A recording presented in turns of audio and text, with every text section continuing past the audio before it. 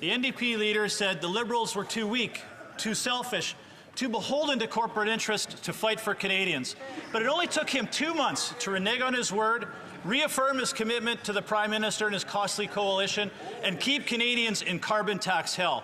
Today he reaffirmed that he is committed and showed his confidence in this Prime Minister in quadrupling the carbon tax on farmers, on food and fuel. How about a common sense solution? Axe the carbon tax on everything, for everyone, forever. Will the Prime Minister Canadians and call it carbon tax election? The Honourable Leader of the Government in the House of Commons. Mr. Speaker, we are delivering real relief for Canadians, and it is the Conservatives who are trying to now make life more expensive when they have an opportunity to help Canadians with the high cost of living.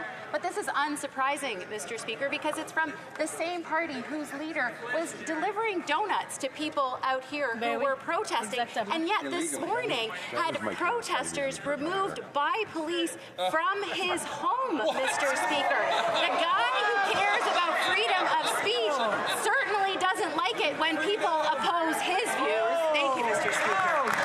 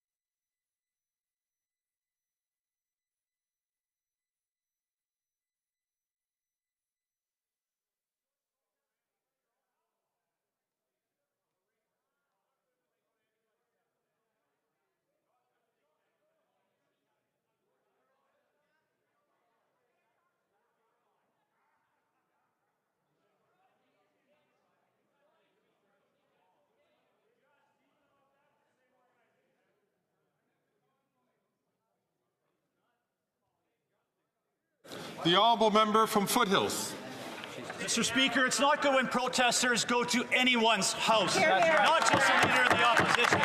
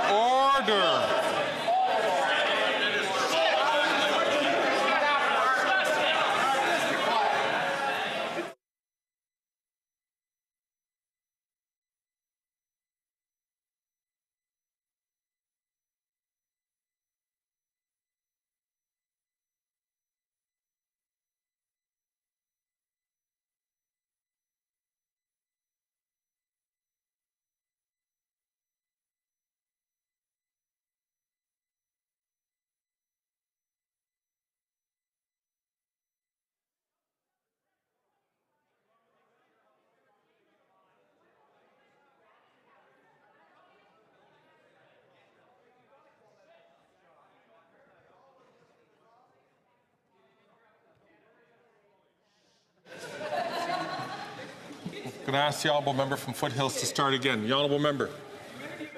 At a time when 2 million Canadians are forced to a food bank in a single month, when food inflation in Canada is 36% higher than it is in the United States, and a quarter of Canadians are going, 25% of children are going to school hungry, the House Leader of the Liberal government is making this a partisan thing about protesters at the Leader's house, when they should be disgusted that protesters are going to any house of any member of Parliament. I would hope she'll stand up and apologize for those comments.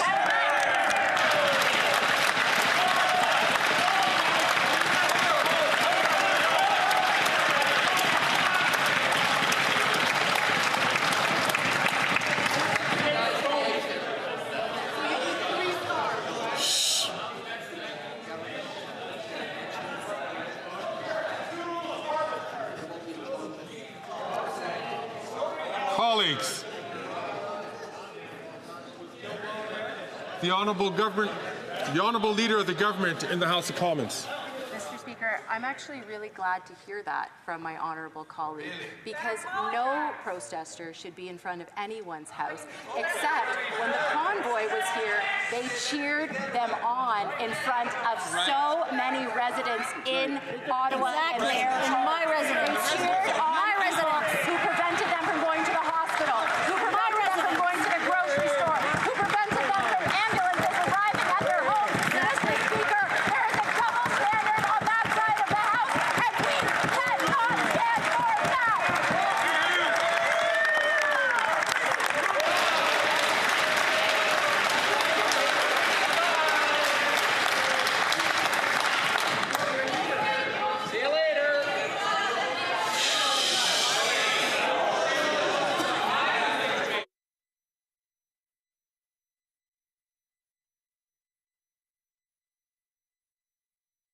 Member from Cumberland Colchester.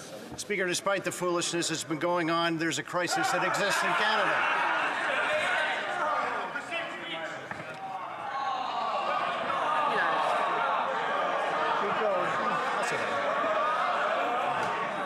That's not nice. Member from St. Albert, Edmonton, please control himself in this place or take himself outside of this room.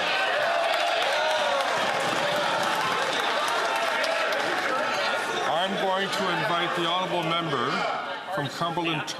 Come,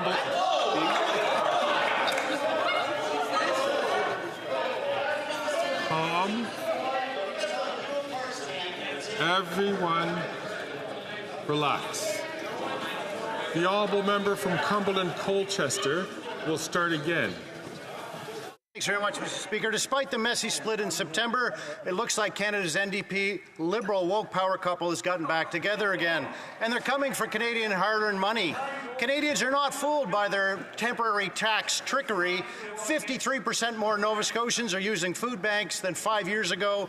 Almost 40,000 Nova Scotians are visiting food banks every month, and 12,000 of them are children. Here's a better and common sense solution. Axe the carbon tax on everything for everyone forever. Cheaper gas, groceries, and home heating, and everything that's shipped. Will the Prime Minister call a carbon tax election? The Honourable Leader of the Government in the House of Commons.